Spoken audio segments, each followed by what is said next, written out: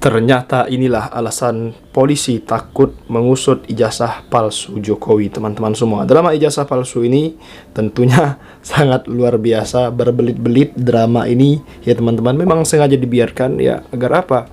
Agar orang-orang tahu powernya Jokowi seperti apa. Kita lihat dulu video berikut ini sampai selesai teman-teman semua. Ijazah Jokowi palsu, polisi takut mengusutnya, dan Jokowi tidak punya malu.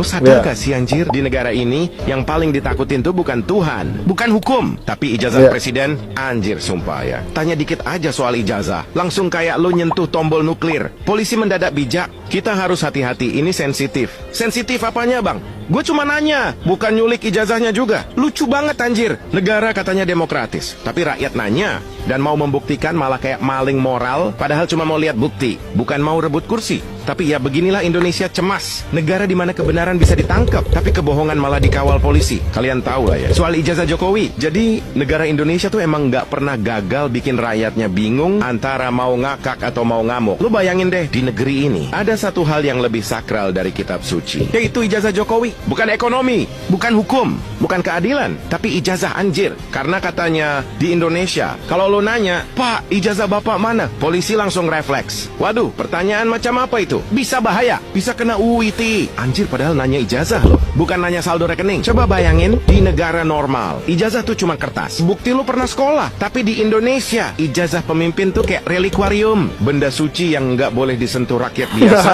Kayak Horcruxnya Voldemort, sekali lo sentuh, langsung lenyap. Entah ijazahnya atau lo-nya yang lenyap duluan. Yang lucu itu, aparatnya tuh udah kayak main film horor. Begitu ada yang bilang, Pak, tolong dong diselidiki, langsung pucet anjir. Waduh, saya emang nggak berani. Nanti saya dipindahin ke Papua. Padahal katanya negara hukum. Tapi kok hukum cuma tegas kalau yang ditangkap tukang parkir nggak punya karcis? Rakyat udah mulai bingung. Ini negara dipimpin manusia atau makhluk mistis. Karena yang dipertanyakan bukan cuma ijazah, tapi logika bangsa. Gila, rakyatnya disuruh percaya aja tanpa bukti, tanpa klarifikasi. Kayak ikut aliran spiritual politik, ada yang berani ngulik, langsung dicap penghina negara. Lah, ngulik fakta kok jadi dosa politik sih anjir? Dan yang paling ngakak pas pengikutnya muncul di TV, Pak Jokowi itu pemimpin bijaksana. Di Indonesia tuh yang penting bukan pinter, tapi pinter cari alasan. Sumpah, rakyat udah kayak orang tua yang lihat anaknya bohong tapi pura-pura nggak tahu. Udahlah, yang penting dia nurut. Padahal besok anaknya jadi presiden, terus nggak bisa bedain antara data sama drama. Dan para media, waduh, media tuh udah kayak fans club. Bukan nanya mana ijazahnya, tapi nanya, Bapak makannya apa sih biar awet muda? Ngakak banget sumpah. Gue tuh kadang mikir, apa di Indonesia ada fakultas baru? Fakultas ketakutan dan kepura-puraan. Lulusannya adalah polisi, pejabat, dan influencer politik. Spesialisasinya menghindari kebenaran dengan senyum ramah. Tapi ya begitulah di negeri ini. Kalau rakyat salah dikit aja, oh langsung viral, ditangkap dan diadili. Tapi kalau yang salah yang di atas, wah mendadak hukum jadi kayak sinetron religi. Ya udah, kita serahkan pada Tuhan saja. Buset, polisi jadi ustadz sekarang. Dan lo tahu apa yang paling bikin kesel? Mereka pikir rakyat nggak ngerti. Padahal rakyat tuh udah paham banget. Cuma capek aja nonton drama politik yang skripnya nggak pernah ganti. Episode 1 ada dugaan. Episode 2 klarifikasi ngambang. Episode 3 lapor polisi. Episode 4 sunyi nggak ada kabar. Episode 5 rakyat disuruh move on. Pengalihan isu anjir. Anjir, udah kayak sinetron Ramadan, tiap tahun temanya sama, cuma pemerannya doang yang ganti. Kadang gue mikir, kalau suatu hari nanti rakyat di Indonesia pengen nulis sejarah, judulnya cocok banget, negara tanpa bukti. Semuanya percaya, tapi nggak ada yang bisa nunjukin. Dan lucunya, Jokowi tetap senyum-senyum, nggak risih, nggak defensif, bahkan nunjukin bukti baju. Kalau dia pernah jadi alumni UGM, kayak hehe, biarin aja rakyat debat. Yang penting elektabilitas aman. Kayak punya perisai kebal malu anjir. Di titik ini, mungkin di Indonesia, malu udah jadi barang impor. Mahal banget buat dibeli pejabat. Ijazah Jokowi Ya, seperti itulah drama Jokowi, teman-teman semuanya. Padahal tinggal simpel saja tunjukkan ijazah asli Anda, bukan malah menunjukkan baju UGM Anda. Seperti itu, teman-teman semua ya.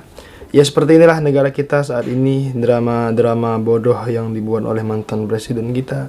Ya kalau terbongkar ya anaknya bisa dimakzulkan. Itulah ketakutan Jokowi, teman-teman semua. Makanya dia tidak mau menunjukkan daripada ijazah dirinya saat kuliah di UGM. Seperti itu, teman-teman semuanya ya.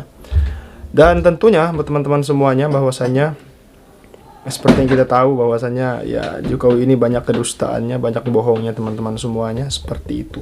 Kita lanjut video selanjutnya, teman-teman semua ya. Saya yang tadi pernah dibahas kan sama UGM. Oh, itu cuman beda saja entah UGM atau para termul begitu ya. Itu kan biasa ejaan lama dengan ejaan baru. Nah, permasalahannya putrinya sendiri itu Aida siapa Greenberry tadi ya. Pak Roy bilangnya Greenberry, jangan Greenberry mah berry hijau atau Greenberry ya, apa kayak Cadbury begitu. Nah, Aida Greenberry ini kan dia anaknya Pak Sumitro. Itu ini akan dijelaskan oleh Pak Roy Suryo. Itu jelas mengatakan dengan U bukan dengan OE. Kalau yang mengatakan OE ya itu bukan bapak saya, kira-kira begitu. Ini tuh berani banget mana nggak ada begitu, nggak ada ya. Jagir ya, oh Ginting si Girsang. Saya kalau nama tuh susah banget ingetnya ya. Mana berani kok nggak hadir, nggak ada. Mana kayaknya ini udah jadi dagelan RT Roy Suryo. Aduh ini apa perkataan tidak sesuai dengan kenyataan begitu ya. Mau hadir datang kapanpun, waktunya nggak ada ya, sama aja kayak Jokowi pada akhirnya. Nah ini saya juga agak heran ya, kenapa sih Respon nggak datang nih? Mungkin salah satunya gara-gara permasalahan Gada Jadam itu, karena di akhir dari permasalahan ini nanti akan berbicara siapa, topi merah tuh sama siapa itu, Masya Allah dari Santana TV itu ya, Pak Mikael Sinaga. Nah itu akan berbicara mengenai si Rismo itu sudah mengedit. Nah ini sebetulnya menarik ya, karena saya pun belum melihat semuanya. Masa mau dilihat semuanya begitu 5 jam ngabisin waktu juga.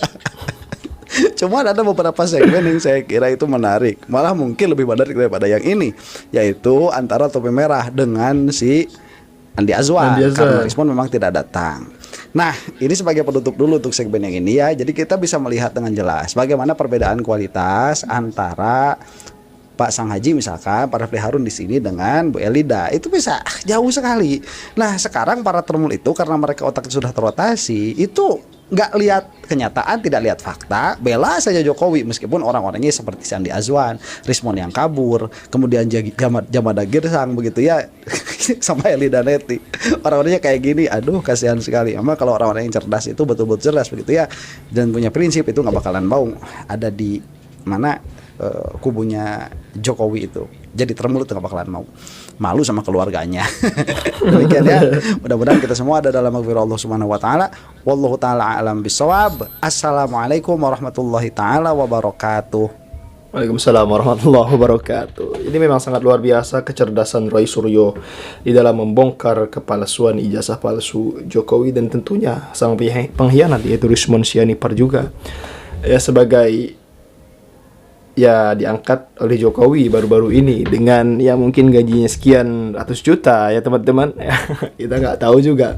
Sekian video kali ini teman-teman, kita closing. Jangan lupa subscribe MPH channel. Assalamualaikum warahmatullahi wabarakatuh.